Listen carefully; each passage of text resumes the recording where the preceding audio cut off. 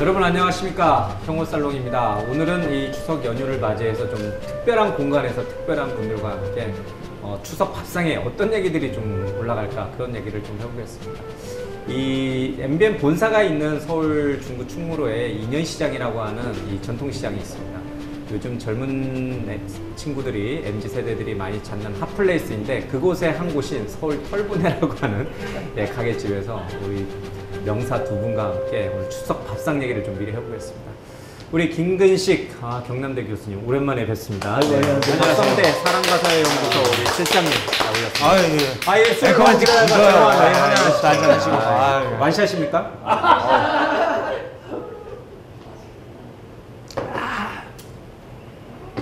맛있다. 조금 먹고 많이 먹는 척하기 힘든데. 근데 이거 저기 방송에서 음주 이렇게 먹는 거 옛날 기존 텔레비전 방송에서는 무조건 심의에 걸려가지고 유튜브니까 이제 이 징계를 먹는데, 이게 참 유튜브가 또 이런 건 좀 장점이 있네요. 근데 유튜브가 요즘 너무 막 이 극단적인 이 근거 확인되지 않은 썰들을 퍼나르는 이 오염의 주범으로 찍혀 있어가지고 그런데 이런 거 좋네요. 김근식 교수님은 제가 평소에도 존경하는. 그 존경하는 건 너무 여의도식이요. 용어 아니에요. 진짜 그만 좀 해주세요. 사랑한다고 해주세요. 사랑한다고. 사랑하진 않아요. 사랑하진 않아요. 그냥 조금 존경할 뿐이에요. 사랑하진 않아요. 평소에 이렇게 술자리 가면은 워낙 이제 두 분 다 방송에서 이제 얼굴도 많이 알려주셨고, 또 유명한 또 날카로운 정치 분석 그런 능력도 갖고 계시니까, 뭐 지인들하고 이렇게 추석 연휴나 이럴 때 만나면은 술 한잔 하게 되면 맨 정치 얘기만 물어보지 않아요? 교수님은 어떻게 생각하세요? 사장님이 와가지고, 주방하시던 분이 와가지고 한동훈은 어때요? 뭐 윤석열 대통령 어때요? 뭐 이런. 우리 저 앵커님도 그러겠지만 좀 얼굴이 조금 알려졌다는 이유로 식당이나 술집 가면 이제 오다가다 와서 물어보고 뭐 하시는 분이 많죠. 근데 뭐 술자리니까요. 뭐 다들 편하게 하는 거고. 술자리에서는 술로 이야기를 하면 되니까. 그분들하고 진지하게 이 지금 우리 방송하듯이 딱 들어가면 싸움이 시작이 되는 거예요. 그렇게 할 필요 없고요. 그렇게는 안 해요? 그럼요. 왜 갑자기 와구와구 드셔? 아니 나 근데 한잔 더 하시죠. 속타네. 교수님은 이번에 어디 내려가세요? 예, 노목께서 전주에 계시니까. 전주에? 박 실장님도 전주예요. 두 분 다? 네, 전주에 계시니까 하루 가서 인사드리고 식사도 같이 하고 해야죠. 전주는 그래도 아직까지도 야의 그렇죠. 민주당의 도시잖아요. 그럼요. 이번에도 뭐 저기 누구죠? 우리 갑자기 나지? 이성윤 검사장이 갑자기 나타나서 혜성처럼 나타나고. 그렇죠.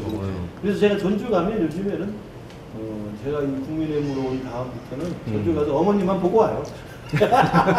거기 동네 술집 안 가시는 거예요? 원래 국민의당 때 계실 때 전주에 공천을 이제 받아서 되려고 그러는데 갑자기 정동영 의원이 내가 나가겠다 해가지고 안 된 게 있거든요. 맞아, 참. 저희 전주 고향 형님께서, 저도 이제 노모가 전주에 계신데 일단 우리 엄마가 더 나이가 많아요. 이렇게 같은 동양이신데 어쨌든 뭐 정치적으로는 약간 이제 서로 다른 길을 조금 가시는 것 같아요. 어쨌든. 그렇지는 않습니다. 저도 국민의힘에 소속이긴 하지만 올바른 이야기를 하려고 노력을 하고 있고, 올바른 이야기를. 박 실장님도 뭐 친야권으로 되어 있지만 올바른 이야기 하려고 노력을 하는 분이기 때문에 전혀 문제는 없고요. 뭐 전주 가서 제가 뭐 어머니만 뵙고 오고 친구도 잘 안 만나고 하지만 저는 그렇게 하면서도 성경에 나온 대로 예수님도 자기 고향에서 박해받았다, 이런 생각을 하고 있습니다. 비유가 굉장히 비유가 너무 붕떴나요? 예수님도 고향에선 박해를 받으셨죠. 그렇죠. 전주 가면 저랑 제가 호남국밥 사드리겠습니다. 아니 그 식당 가면 안 된다니까. 아니 호남국밥은 진짜 노무를 모시고 가끔 가긴 가요. 그래요? 거기에 외지인이 많기 때문에 상관없어요. 그때는 가끔 지지자들도 와요. 아니 김근식 교수님은 이전부터 바른 말을 하는 보수 내에서 국민의힘 내부에서도 원래 보수 아니었어요. 제가 옛날부터 알았는데 이분은 이쪽에 앉으셨어야 되는데 왜 여기가 앉아 계신지 모르겠죠. 제가 방송할 때 2012년에 처음 인터뷰했거든요. 그때 북한학 전문가로 인터뷰를 했는데, 저도 그 무렵에 인터뷰. 북한 전문가세요? 그보다 좀 더 전에는 학교 다닐 때는 유명한 주사파였어요. 술을 많이 드셨다는 의미로. 주사. 아니 그런 얘기가 좀 튀는데 진짜 갑자기 부르는데 술 먹으니까. 김정은이 오늘 저기 우라늄 공장 공개한 거는 어떻게 생각하세요? 제가 볼 때는 자신감과 과도한 어떤 그 과시욕이 있었던 것 같은데 자신감 과도한. 네. 왜냐하면 이게 농축우라늄 시설이라는 건 예전에 2002년도에 이른바 2차 북핵위기 네. 그게 등장하게 된 첫 시발점이잖아요. 그동안에는 이제 플루토늄만 추출하는 재처리 시설만 있었던 걸로 해가지고 제네바 합의를 해가지고 그걸 봉합을 시켜놓은 건데 2000년에 새로 미국 몰래 국제사회 몰래 우라늄 농축을 하고 있다라는 의혹을 제기해서 판이 깨지고 네. 북핵위기가 다시 대두가 됐었는데 그때만 해도 김정일 시대인데 김정일은 우리 그런 거 없다. 농축우라늄 있다는 것은 미국이 새빨간 거짓말이다. 이렇게 발뺌을 했었어요. 예. 그리고 나서는 뭐 지금 뭐 워낙 핵 능력이 고도화됐기 때문에 엄청나게 만들고 있는데 이번에는 아예 원심 분리기 막 돌아가고 있는 거. 그러니까 굉장히 현대화되어 있더라고요. 이 농축시설, 우라늄 농축시설을 그대로 그냥 공개를 한 걸로 봐서는 이제 막가자는 거고. 막가자. 막가자는 거고. 더 이상 이제 핵 질주를 멈출 생각은 없는 거죠. 뭐 단기적으로 보면 이제 대선이 미국 대선이 얼마 안 남았기 때문에 2달밖에 안 남았으니까. 미국 대선에 대해서 자신들이 가질 수 있는 카드를 한번 쓸 수도 있지 않을까. 왜냐하면 6차 핵실험 이후에 지금 한 10년 넘게 핵실험 안 하고 있잖아. 그러면 10차 핵실험 사람들이 많이 궁금해하고 또 우려하고 있는데 혹시라도 그걸 하려는 게 아닐까. 저렇게 과감하게 원심 분리기 막 돌아가고 있는 까지 공개하는 시설을 보여주는 건 쉽지 않고. 그러니까 이게 쓰레기 오물풍선 날리는 거랑은 또 차원이 다른 다르죠. 맥락에서 우리가 이 문제를 좀 봐야 되는데 오늘 아침에 그 한미연합사 부사령관이 뭐 언론과 인터뷰한 걸 보니까 9.19 군사합의를 이제 깬 이후에 뭐 우리 쪽이 먼저 깼든 뭐 북한이 먼저 깼든 하여튼간 그것이 무력화된 이후에 남북 간의 군사적 긴장이 높아졌다. 이제 그거를 이제 한미연합사 부사령관 외국인이 이제 그런 얘기를 해요. 그러면 이 문제에 대해서 이렇게 점점 고조되고 있는 남북 간의 어떤 긴장 국면에 대해서 윤석열 정부는 그러면 그러니까 컨트롤할 능력이 있는가? 그러니까 위기 관리라고 보통 부르는데 리스크가 커지는 거를 낮추든 뭐 이런 능력이 있는가? 없으면은 주변에서 한동훈 대표가 됐든 뭐 야당은 항상 그런 얘기를 하니까 야당은 제가 그러면 한동훈 대표는 뭐 지금 의정 문제가 워낙 이제 시끄럽고 이제 중요한 이슈다 보니까 거기 뭐 올인은 하고 있지만 그러면 한동훈 대표도 오늘 같은 날은 뭔가 메시지를 내놓는 것도 나쁘지 않았을 텐데 그 문제는 사실 이제 지금 북한의 문제에 대해서는 한동훈 대표가 그렇게 뭐 이게 맞다 저게 맞다 이렇게 얘기한 적이 없어요. 별로 제 기억에는. 예. 좀 그런 거를 누가 좀 한마디 해줄 수도 있는 거 아닌가 싶어요. 대통령이 그러니까 지금 의료 대란도 기본적으로 대통령의 의지는 있다고 믿어요. 뭔가 의료 개혁을 해야겠다는 의지. 근데 그 강한 의지가 강력한 무능과 결합하면 그게 가장 위험한 거예요. 지금 의료 상황이 그래서 제일 위험한 상황이거든요. 뭔가를 바꾸겠다는 의지는 강한데 디테일도 없고 능력이 없어요. 무능하다고 보시는 거예요? 지금 윤석열 무능하다고 대통령을? 봐요. 거의 역대급 무능이라고 봐요. 뭐 지지율이 20% 나왔길래 한국갤럽에서. 그렇죠. 약간 근데 그건 좀 무능의 문제랑은 좀 다른 네. 맥락이잖아. 뭐 조금 얘기가 길을 수 있는데 예를 들어 의료 문제를 정말 개혁을 하려면 의사들의 저항은 의대 정원을 늘린다고 했을 때 예를 들어 500명을 늘린다고 해도 의사들의 저항은 물을 보듯 뻔한 일이거든요. 네. 그러면 거기에 대한 대비책을 당연히 세워놓고 했어야 돼요. 근데 약 500명 정도 늘리려면 의사들도 좀 저항하다가 약간 여론도 있고 해서 저항의 강도가 약할 수 있죠. 근데 2,000명을 뚝 던졌으면 의사들의 엄청난 저항은 당연히 명약 관한 일이고 그러면 훨씬 더 강력한 대비책을 세워놨어야죠. 이거는 이제 2,000명이 적절하냐 아니냐를 떠나서 저는 적절하지 않다고 보는데 일단 그걸 떠나서도 대통령이 2,000명을 지원하고 싶으면 거기에 대한 대비책을 당연히 해놨어야 된다는 거예요. 근데 우리가 군의관 보냈는데 군의관이 저 이거 못하는데 돌아갔잖아요. 대비책이 하나도 없었다는 거예요. 의사들은 저항하고 병상을 떠날 게 누가 봐도 뻔한데 대비책이 없었다는 거예요. 그게 무능인 거예요.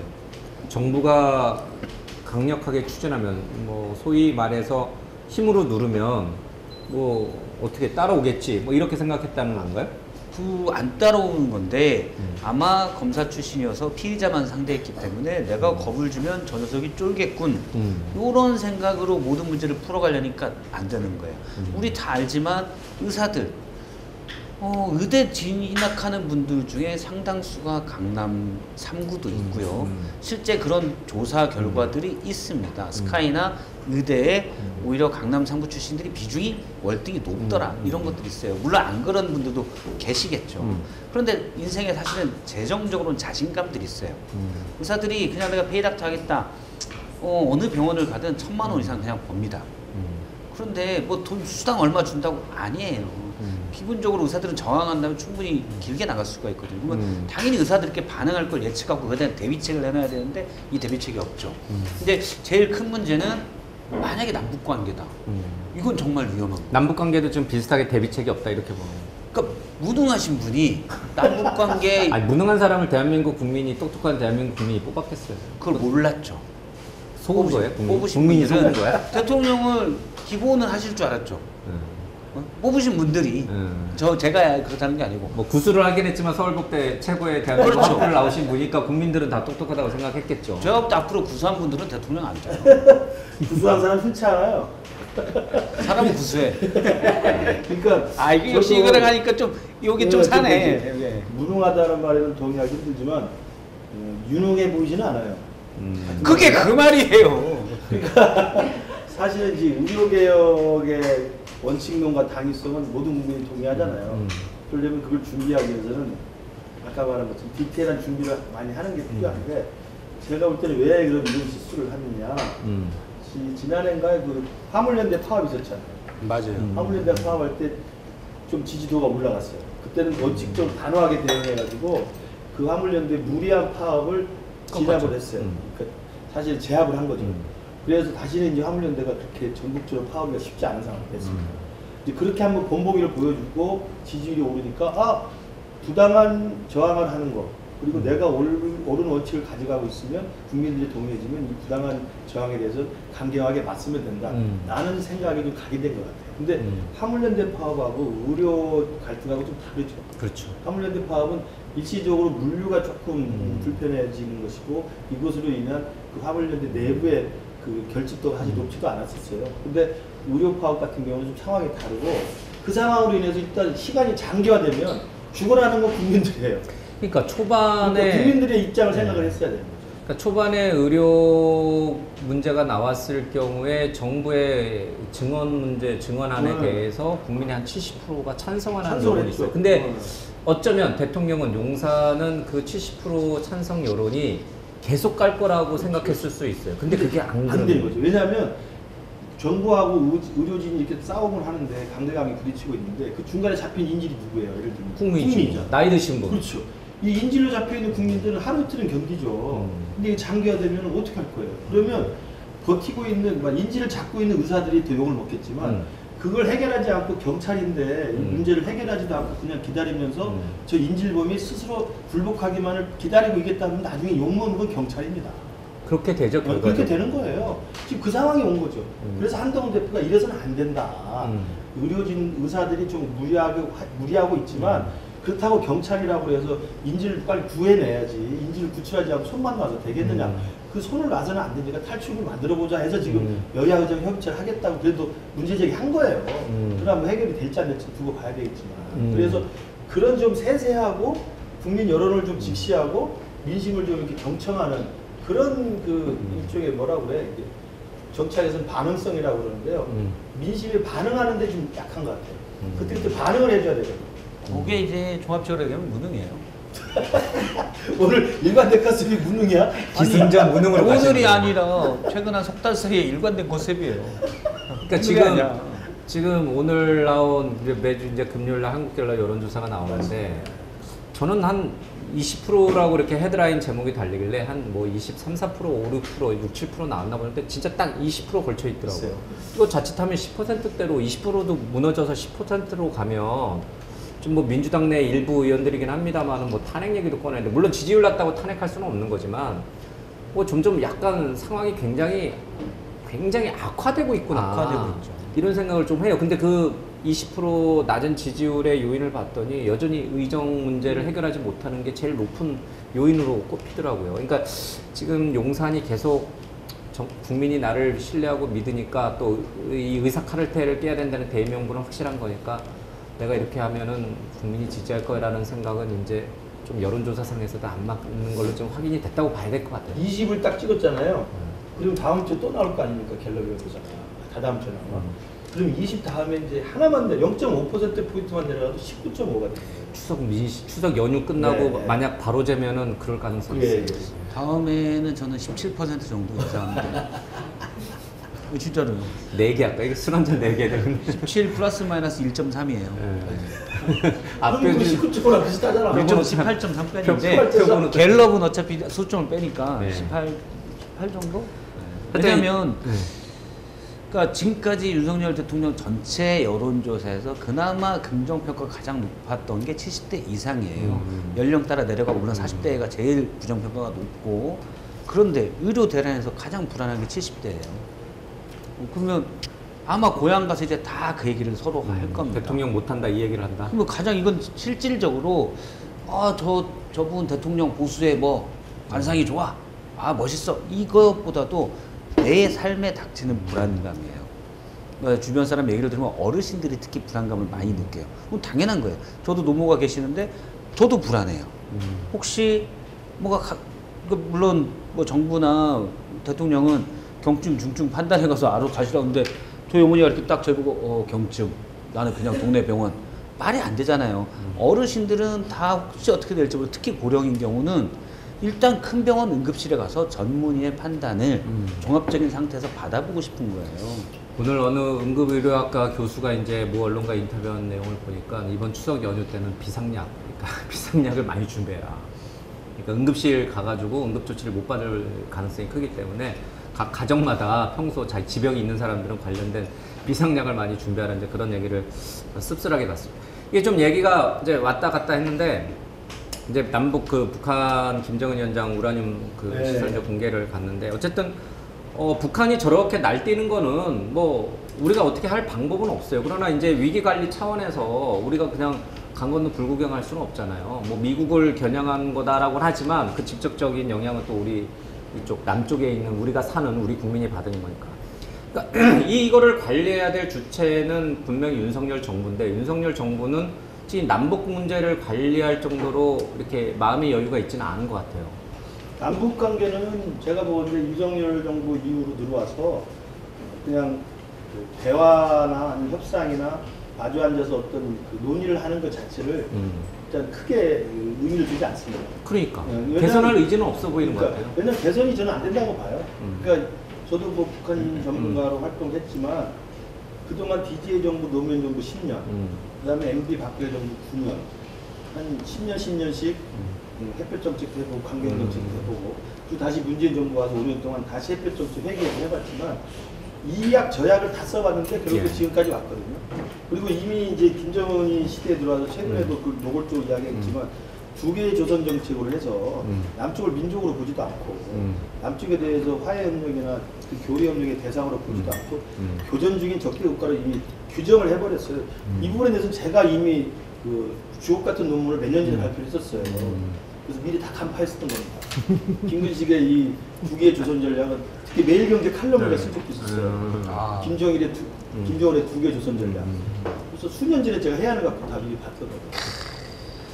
그래서 이제 그걸 학문적 업적을 다 이루었구나 생각해서 정치계로 간 겁니다. 원래 그래야 됩니다. 네. 그런데 그렇게 해서 지금 김정은도 이미 남쪽과의 관계는 이미 크게 마음에 두지 않고 제갈 길을 가는 것이어서 지금 말씀하신 이렇게 긴장이 고조될 때 관리를 어떻게 할 것인가 문제는 그냥 매뉴얼대로 북한의 도발에 대해서 상시 준비하고 대비하고 한미동맹을 중심으로 해서 북한의 도발을 억제하거나 도발을 하지 않도록 관리하는 차원에서 하는 거고요. 그렇다고 해서 무조건 저는 문재인 정부식으로 되지도 않는 대화 협상하는 거 이건 저는 굉장히 소모적이라고 보고 북한도 거기에 응할 리가 없습니다. 일단 북한이 뭐 마주쳐야 손바닥에 소리가 나는데 고장난면이라고 그러잖아요. 그러니까 이제는 북한 스스로가 남쪽에 대해서 큰 기대를 접었고 우리도 민심이나 여론은 국가의 협상 특히 핵 문제에 관해서는 핵 문제를 평화적으로 협상을 통해 해결할 수 있을 거라고 믿는 국민들은 거의 없습니다. 여론조사를 해봅니다. 그래서 이 부분에 대해서는 더 이상 어떻게 성급한 어떤 그 해결하려고 하는 노력도 필요 없고 그렇다 손을 놓고 있을 필요도 없고 상황을 관리하면서 북한의 도발들에 대해 철저히 대비하는 겁니다. 안보를 태세를 확립하면서 북한에 대해서 이후 문제를 차분히 대비하는 것이 중요하다고 봐요. 알겠습니다. 근데 저는 그 김구식 교수님 말씀에 동의하는 부분도 있고 아닌 부분도 있는데 워낙 북한 전문가시니까요. 전반적으로 대북 정책에 대해서는 저도 생각이 비슷한 편이에요. 그런데 사실 북한 문제에 있어서 저는 1번은 북한은 그냥 깡패 국가예요. 깡패예요. 옆집 사는 깡패. 말이 안 통하죠. 말이 안 통하죠. 근데 그걸 마치 정상 국가이고 정상적으로 체계가 작동하는 것으로 생각하고 대응을 하면 안 된다는 거죠. 옆집에 깡패가 사는데 맨날 술 먹고 병 바깥으로 던지고 뭐 무슨 칼도 던지고 막 이래요. 그런데 지나가다 야 이 객섹스야 조용히 안 해. 이러면 상황 관리가 더 안 돼요. 어차피 가서 때려잡아야 되는데 때려잡자니 얘가 집에 막 다이나마이트 폭탄이 이렇게 이나물질 이만큼 있어요. 사실은 리스크가 커지잖아요. 때려잡지도 못해. 그러면 지나가다 슬쩍 김씨 요즘 잘 지내? 아 왜 갑자기 그래? 아니요 잘 지내는지 물어봤어. 그러고 지나가면 돼요. 그게 상황 관리예요. 그거 못 잡으려고 에이 화 풀고 이거 만화책 한 장 떨어져 이거 보고 놀고 있어. 그러면 되는 거예요. 근데 거기서 괜히 옆에다 우리가 뭐 던져 풍선 붙여가지고 이런 깡패 아무리 유튜버라도 XX 하면 안 되죠? 네. 이 깡패 XX 이거 이거 나의 풍선 맛을 봐라. 그쪽에서 더 큰 대북 쓰레기를 던지잖아요. 그거 어떨 거예요? 안전 문자가 계속 떠요. 이게 내 머리 위로 안 떨어져서 그렇지 사실 확률상 떨어질 수도 있고 지금 몇 군데는 창고 건물 민간 사유재산에 이 대북 쓰레기가 터져서 불이 나서 피해를 봤어요. 왜 우리가 이 안전 문자가 뜨는 불안감에 살아요? 알겠습니다. 이거는 윤석열 정부가 깡패 관리를 못했다. 어떻게 생각하세요? 그게 아니라 깡패와 협상을 안 한다는 거예요. 그리고 깡패한테 선의를 가지고 대할 필요가 없다. 그 대신 이제 관리를 한다는 것이 와가지고 뭐 야 너 왜 이렇게 나쁜 놈이야 뭐 지나가면서 깡패를 자극하는 게 아니고 지금 그러고 있다니까요, 깡패가 대통령이. 좋아할 경우에 우리가 거기에 대해 철저히 대비한다는 메시지만 일관되게 발신하는 아니 거예요. 풍선 계속 날라서 떨어지는데 뭘 대비를 하고 있어요? 지금 우리 집 옆집에 어쨌든 떨어질 것 같아. 이제 이게 추석 그쪽에 사시죠? 그래요. 거기 북부에. 추석 연휴가 막 이제 시작되는 날 나온 뉴스라 이제 좀 했고, 네. 원래 이제 우리가 주로 다뤄야 될 거는 이제 추석 밥상에 뭐가 올라갈까인데, 이제 김건희 여사 얘기가 아무래도 뜨거울 것 같아요. 그리고 이제 한동훈 대표는 과연 잘하고 있느냐, 이제 이런 얘기, 또 이재명 대표는 이제 정말 구속되는 거냐, 뭐 이런 얘기들이 이제 추석 밥상에 많이 올라갈 것 같아요. 먼저 이 김건희 여사 문제는 이제 대통령하고 김건희 여사가 이제 추석 영상을 찍었죠. 근데 한동안 여론이 안 좋으니까 김건희 여사가 이 명절 영상에 안 나왔는데 다시 등장했고, 얼마 전에 이제 마포대교 가서 이제 또 자살 예방 관련해서 경찰관들 옆에 쭉 있는데 이제 훈시를 해서 민주당에서는 뭐 대통령 노릇하는 거냐, 진짜 V1, V2가 누가 V1이고 누가 V2인지 이제 확인됐다 뭐 이런 식의 얘기도 뭐 야당에서 막 꺼내놓는데, 근데 뭐 대통령 영부인이 명절날 인사하는 게 뭐 잘못이에요? 그 자살 예방을 위해서 마포대교 하는 게 잘못이에요? 갈 수 있죠. 갈 수 있는데 18장의 사진을 찍어서 공개하는 거는 부적절하죠. 그 용산의 대통령실 사진 그 담당하시는 분의 정무 감각에 대해서는 항상 논란이 좀 있었어요. 네, 일단 사진은 무지 잘 찍어요. 그 부분에 대해서 제가 한 방송에서 용산에서 제일 업무 능력이 탁월한 분은 여사 사진 전담 사진사다.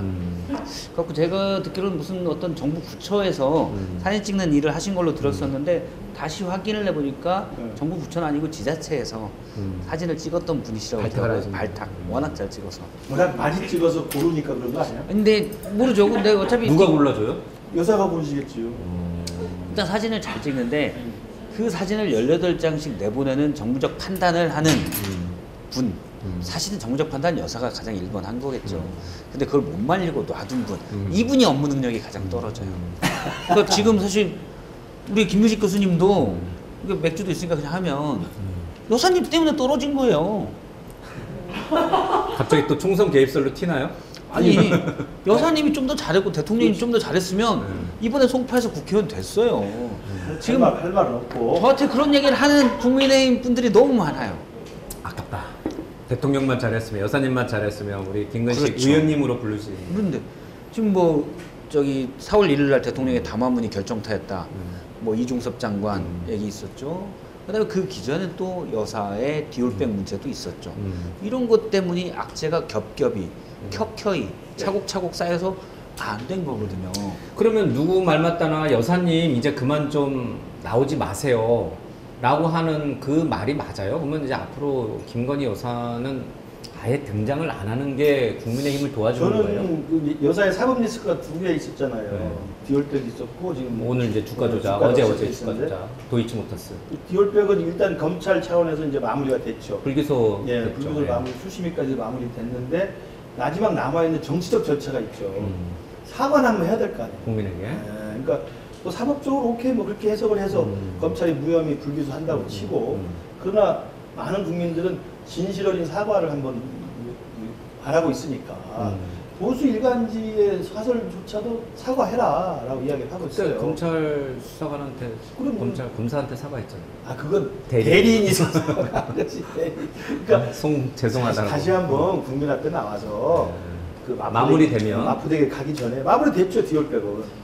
또 디올백 사건이 마무리된 어느 시점에서는 추석에 대통령과 함께 인사를 하시는 것보다는 추석을 즈음해서 혼자 나와서 진솔하게 사과를 하는 게 좋아요. 야당에서 오늘 나오시는 거예요? 아니, 내가 그것 때문에 떨어졌다니까? 원래 김우식 교수님이 다른 말을 해요. 누가 김우식 들으면 교수님이 민주당 패널이신 줄 알겠어요. 그러니까 법리적으로는 오케이, 난 그 충분히 동의해요. 네. 그다음에 검찰 쪽에서 할 만큼 했다고 봐요. 그러나 국민적 감정이 있으면 도의적인, 정치적인 마무리를 해야 된다. 근데 이게 명품백 사건 때문에 사과하고 지금 근데 도이치모터스 지금 이 같은 전주였던 사람에 대해서 2심에서 이제 유죄 판결이 났는데 같은 전주였던이라고 단정하면 안 되죠. 전주 맞죠? 전주. 우리 전주 내려가요. 알겠습니다. 전주 그러면 내려가. 리액션들이 좋은. 진짜? 하나 더 해? 아이고 우리 부장님 리액션이 최고야. 네. 전주에 올라가면 이용합니다. 이렇게 써 있어요. 여튼 그 어제 2심 그걸 안 하는 게 안 나았어. 합니다. 그 꼰대 마인드. 2심에서 같은 이제 전주였던 손모 씨에 대한 유죄 선고가 같은 전주였던 김건희 여사에게도 부정적 영향을 미칠 거다. 그러면 검찰로서는 기소를 할 수밖에 없는 거 아니야? 이런 얘기도 이제 국민의힘 내부에서 나오는 것 같아요. 우리 저 MBN에 있다가 간 우리 정강재 대변인이 그런 얘기를 하시더라고요. 근데 깜짝 놀랐어요. 이 친구 위험한데 이런 얘기를 하면. 정강계 대변인도 뭐 크게 저랑 다르지 않을까?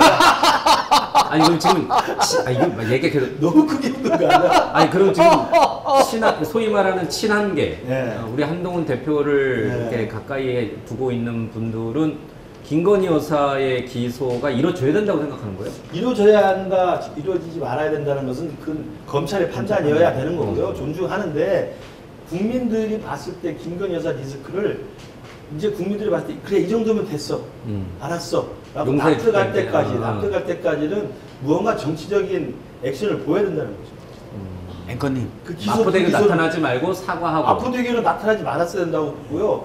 그 다음에 모르겠어요. 그 기사 왜 기사에 지시라고 나왔는지 모르겠어요. 지시는 아니죠. 지시를 왜 합니까? 그거는 기자가 아마 잘못 쓴거 대통령실에서 그 사진을 공개하고 제공했잖아요. 보도자료가 그래서 설명 있어요. 자료에 그렇게 낸 거예요. 개선이 필요하다. 그러면 귀를 기울이겠다. 기존 기름 이렇게 기자분이 기울이나? 그걸 옮겨 적을 때 좀 바꿔서 써야지. 왜 지시를 해요? 쓴 대로 쓴 거죠. 아니 그 배우자로서 그 자살 예방 캠페인에 관심을 가질 수 있어요. 그건 이효 여사도 그랬고, 그럼 뭐 너무 자연스러운 거죠. 소명수 여사도 그렇고, 지금 뭐 그 저기 누구야 바이든 여사, 질 바이든 여사 질 바이든, 마찬가지로 맞아. 하는 거예요. 근데 그게 공교로운 시점에 지시했다 이렇게 나오니까 이건 좀 아니다. 조치를. 이렇게 보는 거거든요. 대통령이 인기가 많고 또 지지율도 어느 정도 나오고 그런 상황에서 김건희 여사가 이제 마포대교 가서 그런 일이 있었다 그러면 그걸 그렇게 또 부정적으로 보진 않을 거예요. 그렇죠, 그렇죠. 그러니까 지금 상황은 국민들이 김건희 여사한테 화가 나 있는 부분이 있다면 그걸 풀어줘야 될 것 같아요. 근데 풀어주는 것을 검찰한테 다 맡기고 검찰은 속으로 생각해도 무슨 생각하겠어요? 이거 괜히 이거 하다가 우리 검찰 조직 자체가 망가지는 거 아니야? 이런 생각 때문에 저는 이원석 검찰총장이 자기 임기 마지막까지 그 부분을 좀 검찰의 신뢰를 회복하려고 마지막을 한 거예요. 저는 최선의 노력을 하려고 했다고 봅니다. 그러면 그게 일단락이 됐으면 저는 여당이니까 그 일단락된 거에 대해서 나는 이해합니다. 충분히 그럴 수 있다고 보고 디올백 사건 자체로는 법리상 기소할 여건이 안 되는 건 맞아요. 그래도 정치적 마무리 해야 된다니까. 정치적 마무리 안 하고 추석 귀향 인사 한복 입고 웃으면 되겠어요? 앞서 이제 주가 조작 방조나 이런 것들에서 여사가 기소돼야 되느냐고 물었잖아요. 정광재 대변인 얘기도 하면서 어차피 김근식 교수님이나 정광재 대변인에게 딱 물어봐야 대답 못해요. 어떻게 대답하겠어요?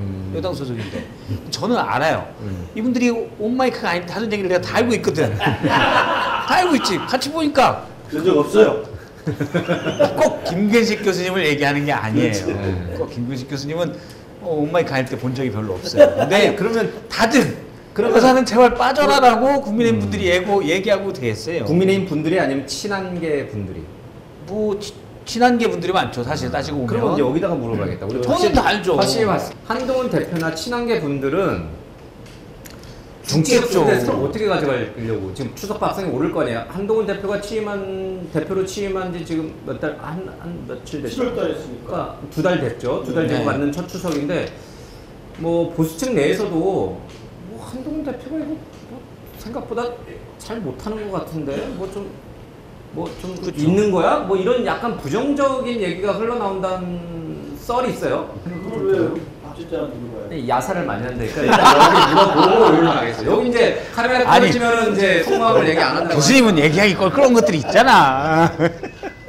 이게 한동훈 대표가 현재까지도 보수의 유력 대선 주자예요. 왜냐하면 팬덤이 있는 보수에서는 여태 팬덤이 없었거든요. 박근혜 전 대통령 빼고 또 이준석 지금 개혁신당원 빼고 팬덤이 없었어요. 근데 팬덤이 강한 이두훈이가 9만 명이 넘는 댓글들 보시면 알겠지만 많은 지지자들이 한동훈 화이팅을 외치고 그래요. 그 팬덤이 있는 간만에 나온 보수자예요. 그래서 한동훈 대표가 보수의 유력 대선 주자라고 많은 분들이 생각해요. 정치권 안에 계신 분들도. 그리고 극소수의 친윤을 빼고는 나머지도 한동훈이 될 가능성이 커라고 생각을 해요. 그런데 한동훈 대표가 된 지 거의 2달 가까이가 다 되는데 그만한 리더십을 지금 당내에 갖고 있냐? 못 갖고 있죠. 왜냐면 리더십을 지지를 받았지만 그렇죠. 당심은 받았지만 의원들의 이 원심을 받았느냐? 강력한 대선 주자인데 이분이 앞으로 잘할까라는 걸 옆에서 보다 보니 의구심이 든 거예요. 의원들이 같은 국민의힘 의원들이 네. 몇 분들은 밥을 먹었는데 오히려 멀어졌다. 아, 이분 성정이 한동훈 대표를 보고 이분 성정이 정치를 잘할 것 같지는 않다라고 생각하는 사람들도 있어요.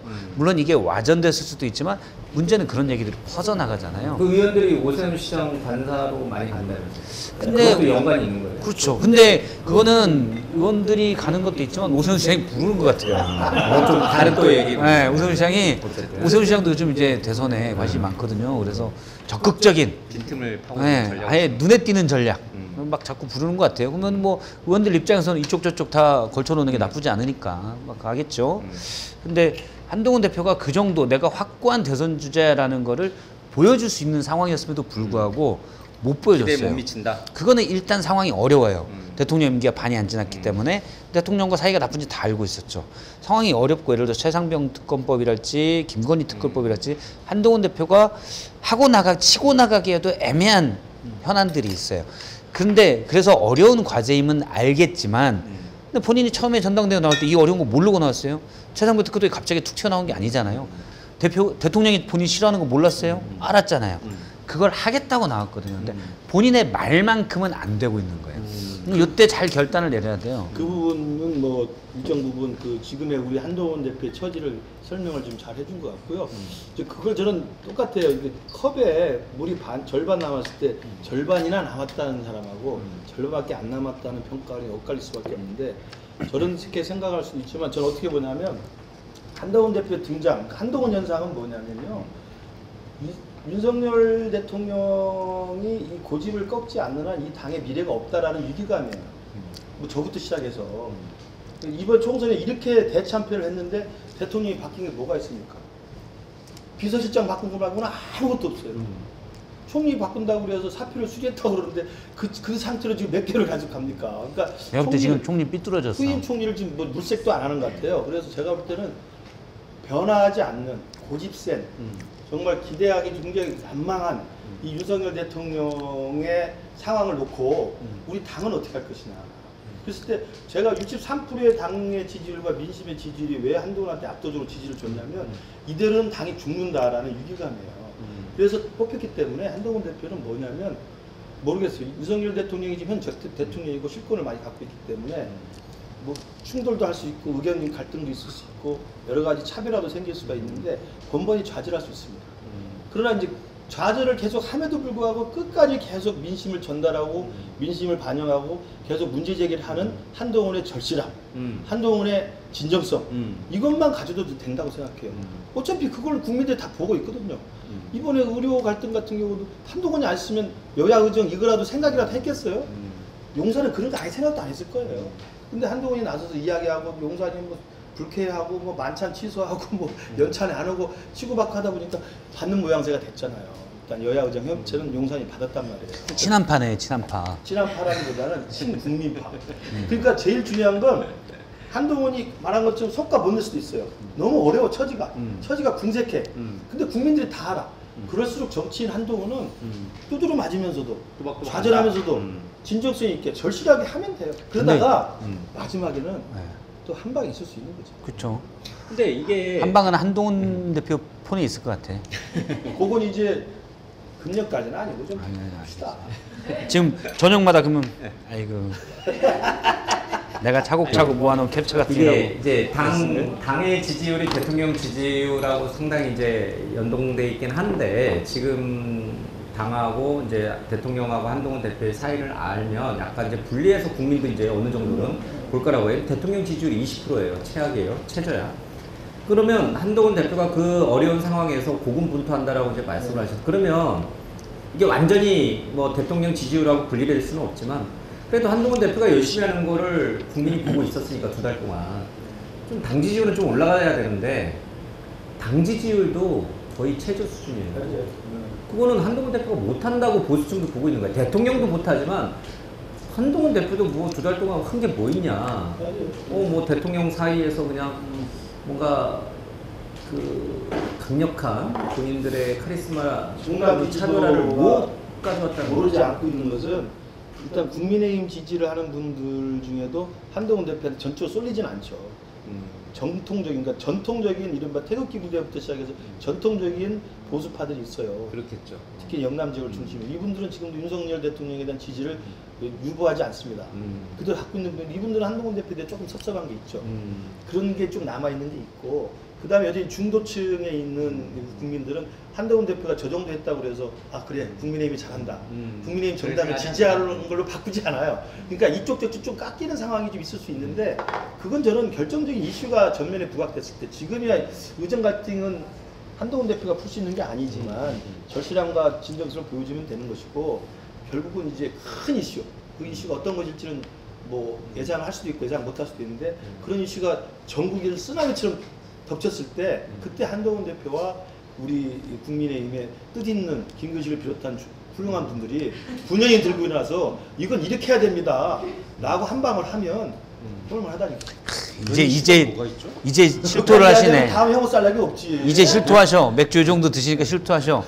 지금 대통령에 대한 한 방을 노리고 있는 거였어요. 아니, 여론을 우리가 지지를 끌어올리는 한 방이에요. 왜 그러세요? 아니 그러니까 그게 대통령이 크게 약간 실정을 했을 때 한동훈 그렇지. 대표가 그렇게 하시면 안 됩니다 라고 할 만한 이슈가 뭐가 남았죠? 많죠.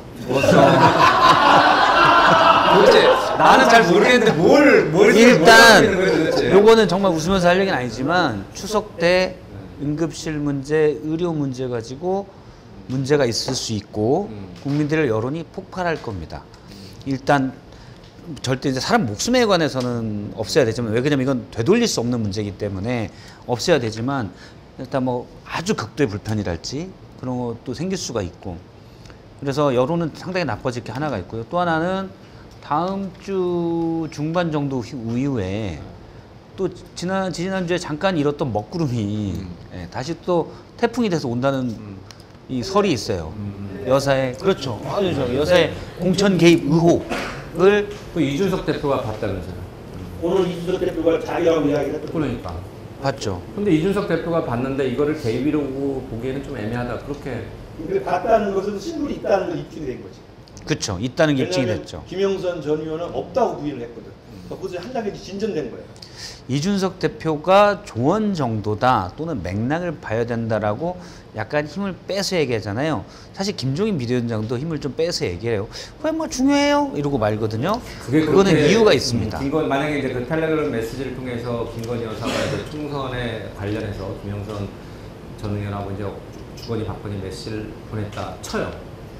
그게 그렇게 막 세상이 막 뒤집어질 정도의 큰 이슈에 대통령을 탄핵으로 몰고 갈 정도의 아니죠. 이슈. 그건 아니고. 근데 이제 처음에 이 사건이 불거졌을 때 당사자인 김영선 전 의원의 이제 가짜라고. 일관된 반응은 의문하고 가짜다고 이야기했는데 오늘 이준석 의원이 그 A 의원이 나다. 내가 봤다. B 의원도 있고. B 의원도 있고.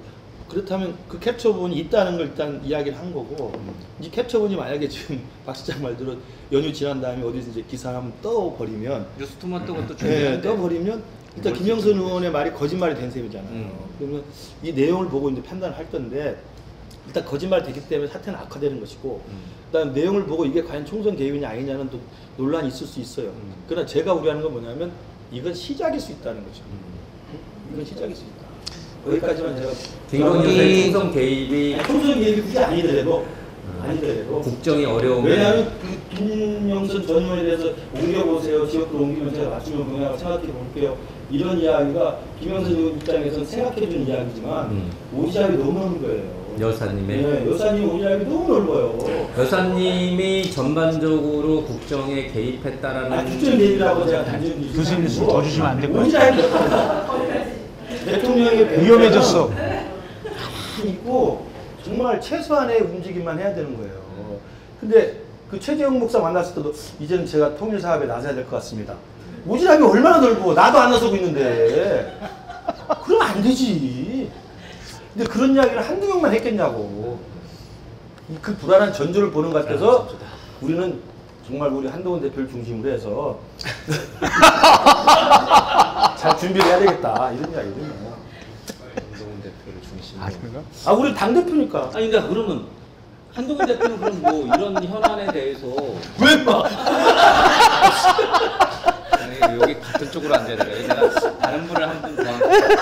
아니 그러면 한동훈 대표를 중심으로 해서 이 위기를 돌파해야겠다. 거기까지는 동의. 네. 또 그 당원의 뜻이에요. 아니 근데 그러면 한동훈 대표는 그런 현안에 대해서 어떤 생각을 갖고 있는 거예요? 김건희 여사의 뭐 그런 텔레그램 메시지 총선 개입부터 해서 주가 도이치모터스 얘기 또뭐몇 얘기에 대해서 그냥 사과, 그냥 오로지 온리 사과만 하면 된다. 이게 한동훈 대표의 생각이에요? 아니면 사과를 넘어서서 뭔가 다른 뭔가를 아니죠. 국정 쇄신 전반의 어떤 개혁 변화 그런 걸 원하는 거예요? 그걸 그 대통령이 현직에 계신데 그건 불가능하고요.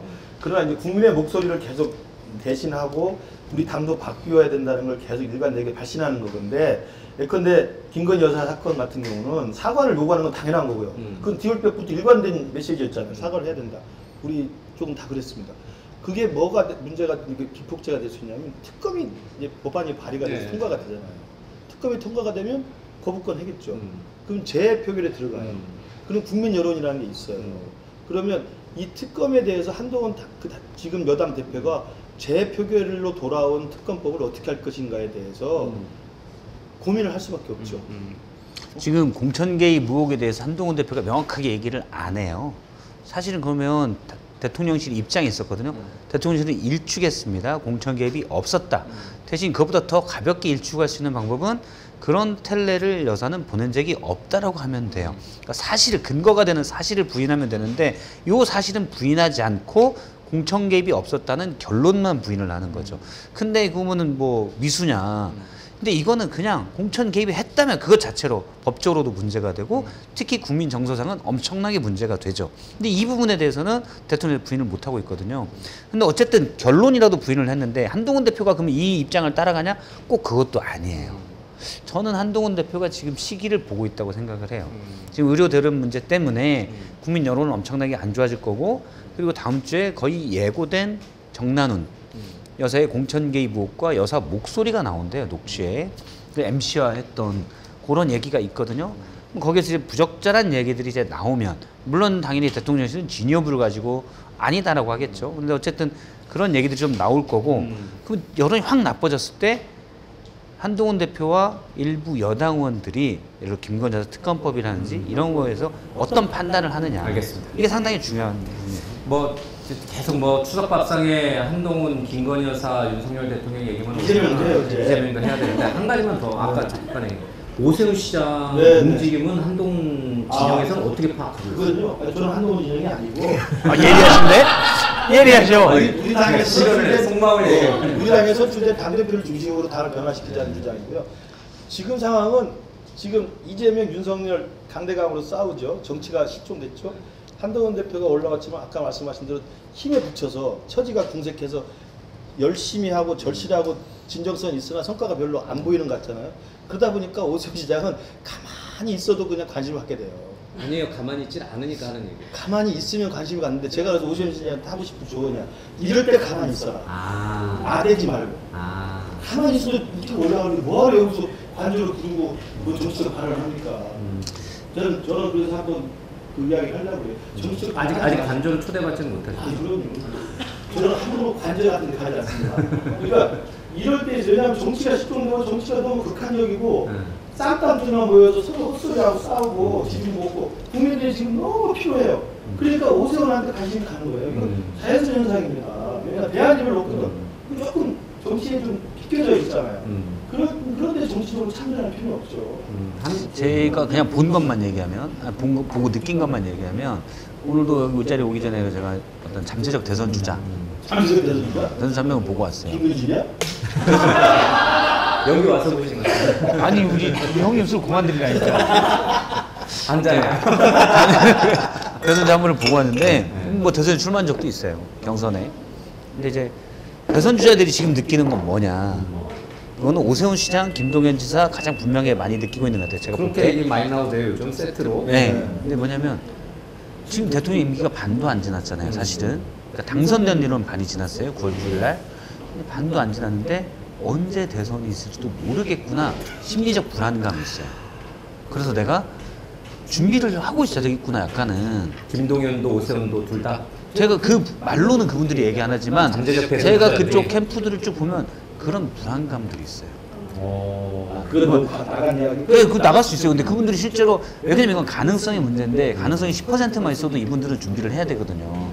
뭐가 있다 갑자기 이러면 안 되니까. 그러니까 자꾸 가만히 있고 싶은데 그냥 불안해 초조한 거고. 그러니까 자꾸 이제 언론에 나오는 거죠. 그럼 뭐 얘기 나온 김에 조금 더 들어가면 진짜 대통령이 임기를 마치지 못하는 경우, 그러니까 탄핵 말고는 없어요. 근데 민주당 일부에서 탄핵을 해요. 근데 탄핵도 그렇고 무슨 뭐 계엄 얘기도 그렇고 이게 추석 밥상에 올라갔을 때 그런 진짜 계엄 가능성이 있어, 탄핵 가능성이 있어, 뭐 이런 주장을 하는 분이 있으면 그분 주장이 그게 먹힐까요? 있지 않다고 보고요. 그러니까 지금 윤석열 대통령이 총선에서 이렇게 졌는데도 정치의 기본적인 ABC가 아는 상식이 있는 정치인이라면 대변신하고 정말 국정 운영이 좀 바꿔야 됩니다. 그런데 그렇지 않잖아요. 왜 그럴까요? 이재명 때문에 그래요. 그 계엄령 이야기하는 김일성이나 이 저기 정청래 같은 사람 때문에 그러는 거예요. 그냥 쟤들 저러는데 뭐 버텨도 돼. 근데 이게 적대적 공세냐. 제발 자주 이야기 좀 해. 저는 이제 방송에서도 제가 무지에 얘기를 해요. 그러니까 탄핵에 대해서도 제가 여러 번 얘기하는 뭐 CBS나 이런 데 중도적인 매체에 가서도 얘기하는 게 뭐냐면 정치권이 절대 이걸 이끌고 갈 수 없습니다. 어떤 정말 국민들이 분노할 만한 사안이 나오면 그 민심의 파도를 타고 가는 거지 정치권에서 탄핵 얘기해봐야 사람들은 오히려 희석돼요. 그래서 제가 민주당한테 그런 얘기 하지 마라. 저도 앞서 이제 임기 얘기했지만 그거는 객관적으로 가능성이 일부 있다. 그리고 대선주자 그걸 보는 것 같다는 얘기지 저도 그 대통령이 탄핵되는 걸 원하지 않아요. 그거 원하는 국민은 아무도 없어요. 대통령이 탄핵될 만한 짓을 안 했기를 원해요. 정말 그건 원하지도 않고 그리고 정치권의 민주당이 예를 들어 야당이죠. 야당이나 조국혁신당에서 뭐 3년은 길다라는 거 국민의 마음을 대변한 수도 있겠지만 탄핵 들어가야 된다. 뭐가 나와요 탄핵이. 그런 다음에 얘기를 해야죠. 그거는 이제 일부 지지층만 보고 하는 거예요. 제가 계엄에 대해서는 MBC에 가서도 제가 강하게 얘기를 했어요. 김민석 의원이 자꾸 계엄 하는데 물론 뭐 그쪽에서 보니까 제보 저도 먼저 들어봤거든요. 뭐 큰 거 아니에요. 근데 큰 거 아니더라고. 누가 뭐 계엄 얘기를 한번 했대요. 큰 거 아니더라고. 무슨 뭐 자다가 봉창이니까 무슨 계엄입니까, 그렇죠? 그리고 이거는 계엄 이야기 했을 때 이러지만 하는 건 북한에서 육군단 사건이라고 숫자에서 한마디 갖고 장선들이 한 20명이 있었잖아. 무게서가 있는 이야기야. 그렇죠. 그러니까 그거에서 한 번 정도 그냥 혹시 모르니까 네. 얘기할 수는 가능성이 있는데 계속 이렇게 키우는 건 예를 들어 최고위원이라는 분이 얘기를 그쵸. 하니까 두 분이나 그건 왜 그러냐면 각 그 의원님들은 참으로 본인은 이제 머릿속에 그것밖에 없는 거예요. 중앙고 출신들이 계엄을 그러니까 요 얘기만 하는 거야. 그러면 그건 예를 들자면 어떤 예냐면 제가 이제 유튜브니까 좀 더 과격하게 얘기하면 우진이 쳐들어올지 모르니까 우주방위 사령부를 빨리 창설합시다 지금 얘기하는 사람들이 거예요. 이야기네. 아 그래요? 요런 얘기 하면 거. 아 그렇구나. 그 포인트. 네. 하여튼 뭐 탄핵이 계엄에 대해서는 두 분이 그래도 모처럼 같은 생각을 좀 갖고 있는데 아니, 대부분이 저희는 그렇게 대부분의 생각들이 비슷해요. 맞아요. 이제 차이가 안 나는 그런 얘기로 정치권에서 얘기가 나오는 것 자체가 국력 손실이에요. 네. 그러니까 당협위원장이신 김민식 교수님이 방송에서 하지 못할 얘기가 있을 뿐이지 대부분의 생각은 비슷해요.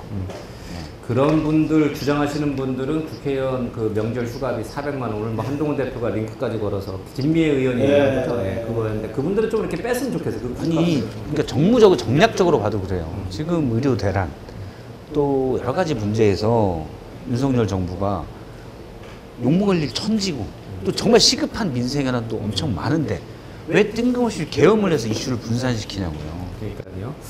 시간이 조금 뭐 했는데 조금 더 하죠. 뭐 이게 술도 샀으니까 조금 더 하시죠. 예. 그 이재명 대표 얘기를 해야 되는데 이재명 대표 얘기가 워낙 이제 이쪽 김건희 여사라든지 지금 뭐 의료 문제로 인해서 이제 수면 아래 가려져 있는데 추석 지나면은 이제 그 관심은 의료를 제외하고는 김건희 여사 문제도 있지만 이재명 대표를 향할 것 같아요. 그렇죠? 네. 줄줄이 이제 1심 선고들이 나오는데. 뭐 1심 가지고는 뭐 택도 없다. 트럼프도 봐라. 이제 이런 얘기 하시는 분들도 덜어 있긴 한데 그래도 민주당의 유력 대선 후보가 1심에서 유죄 선고가 나오면 아무래도 민심은 요동칠 수밖에 없는 거 아닌가요? 글쎄요, 그러니까 이재명 대표의 그립감이 너무 강하고 민주당은 이미 이제 1극화를 넘어서 1색화되고 있는 상황이어서 1심에서 뭐 유죄 판결이 나와도 당대표를 뭐 내려놓거나 뭐 당대표 물러나라 이런 이야기는 공개적으로 안 나올 겁니다. 그러나 이제 수면 아래에서는 이제 플랜 B를 생각해야 되는 거 아니냐라는 이야기는 할 수밖에 없죠. 중도층 민심이 이제 달라집니다. 의원들이 이제 3-3하고 모이면. 왜냐하면 이게 무슨 감옥에 가거나 뭐 구속되는 게 아니고 그렇죠.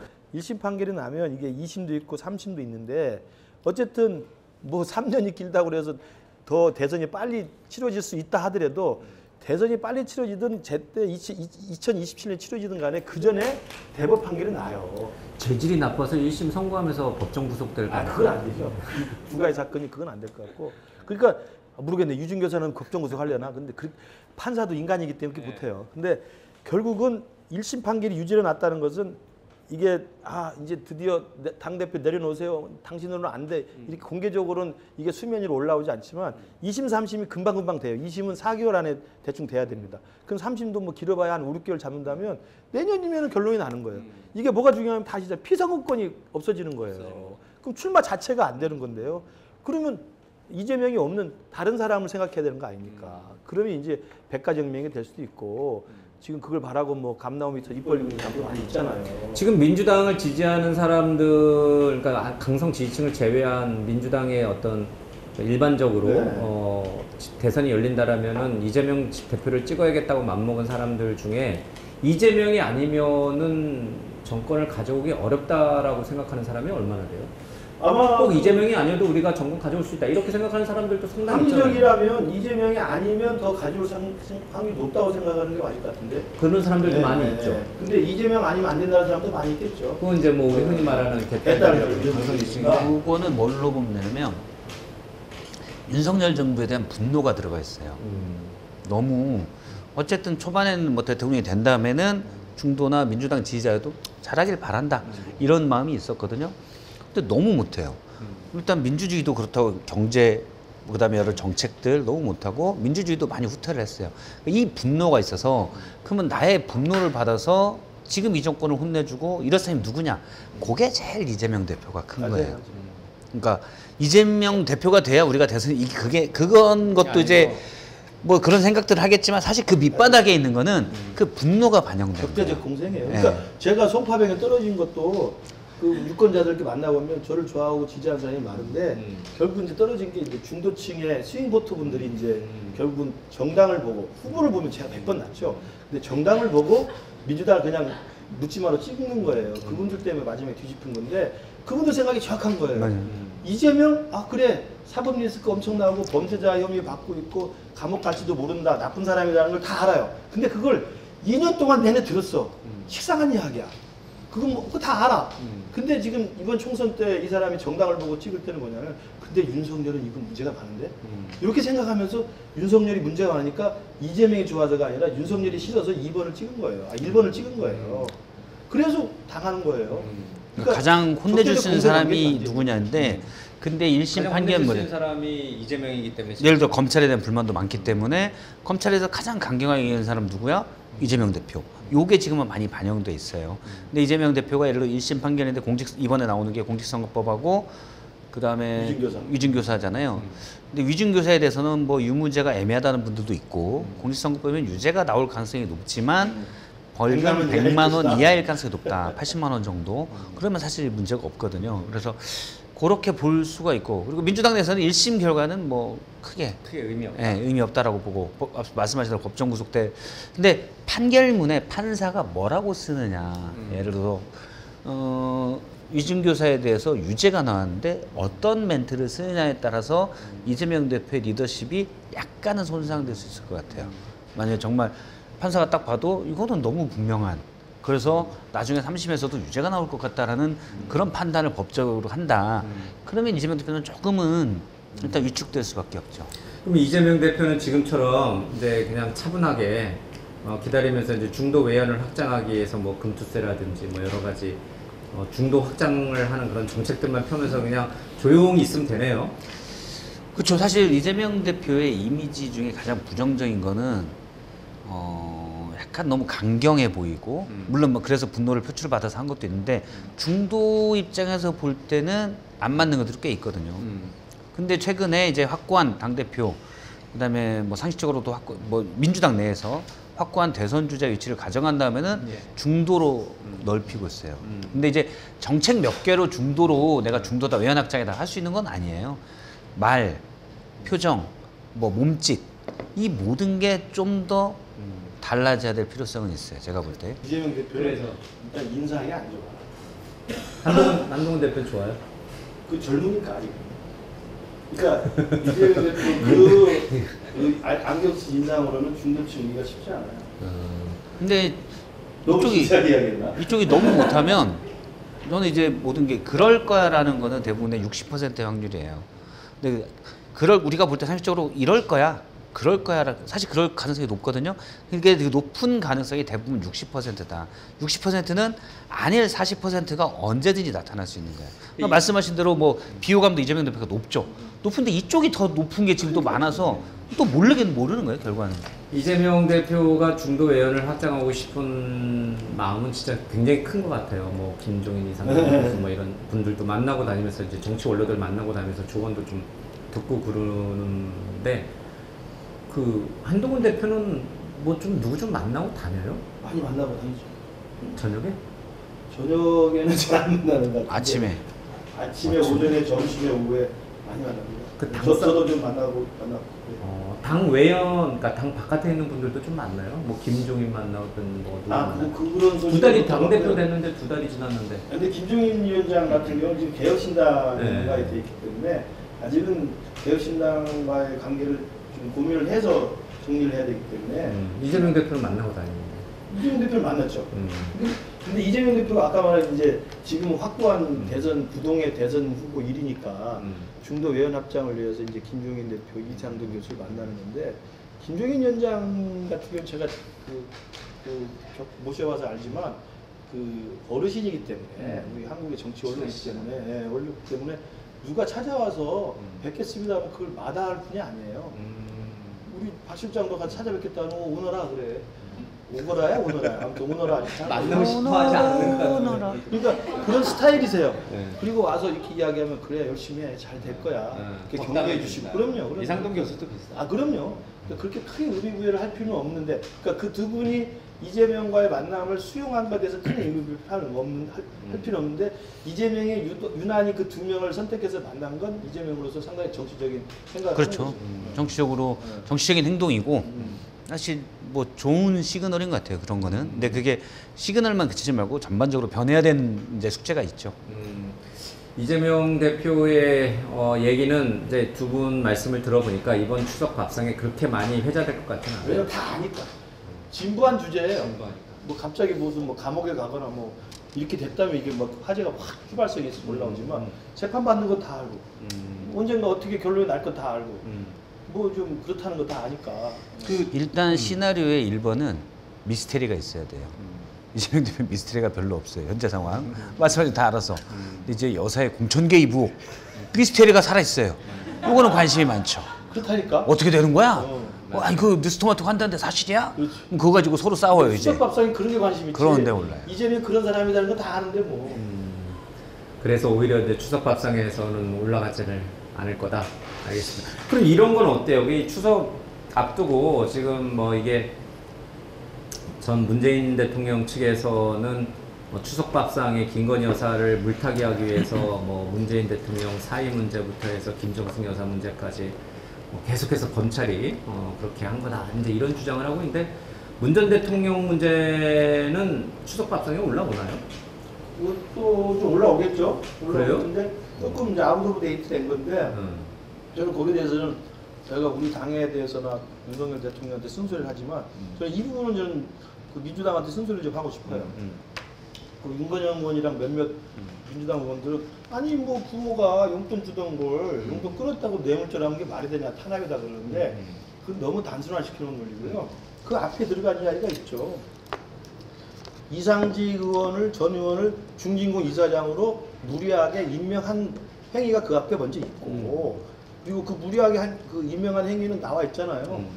청와대 인사수석실이나 뭐 민정수석실에서 검증조차 하지 않았고 후보 몇 명, 두 명은 검증하다 중단하기도 하고 검증을 아예 안 했고 이상직이 그냥 낙하산으로 간 거고 그다음 일부 반대 의견도 있었고 이게 임명했다는 그 부적절한 행위가 하나 있고 그 다음에 공교롭게 이상직이 오너로 있는 회사의 자회사의 전무로 태국에 발령을 내서 아무 경력도 없는데. 아무 경력도 없는데 그 월급을 받게 하고 거주비를 지원을 받았다는 거거든요. 이 두 가지가 있기 때문에 이 월급 용돈을 주던 것이 용돈을 줄 필요가 없게 됐다는 것이 연결이 되는 거거든요. 그러니까 아니 부모가 자식한테 용돈 주다가 용돈 안 준 거 끊을 수 있죠.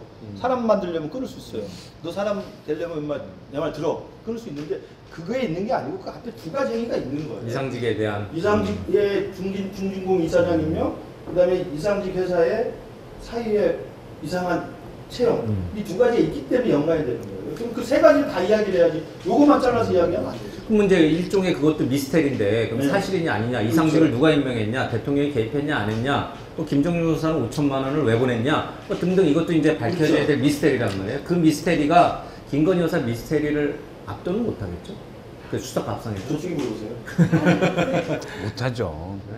일단 그 정도가 되죠. 그러니까 예를 들어서 영남이 민주당 지지율이 보통 뭐 4대 6 정도 국민의힘과 이렇게 되고 충청권 이런 데서 좀 얘기가 나올 수 있고 서울 뭐 이런 데서 나올 수가 있는데 예를 들어 친구랑 이렇게 원래 민주당을 좀 싫어하시고 원래 국민의힘을 좀 싫어하고 서로를 지지하진 않아요. 근데 싫어하는 이런 분들이 만났어요. 얘기하다가 야 김건희 여사 이게 말이 돼? 뭐 한단 말이에요. 간만에 고향 뭐 고등학교 동창 만나서 야 이 오사가 진짜 그 이상한 분들이나 만나고 다니고 공천이 말이 돼? 그러면 이제 원래 민주당을 싫어했던 분 얘기할 거리를 제공해 준 거죠. 김정숙 여사 똑같잖아. 거기 5천만 원 말이 돼. 야 그거 검찰이 뭐 그렇게 이제 싸움이 나게끔 재료를 공급해 준 거예요. 재료를. 근데 추석 때 싸우지 마시고 하시라. 네.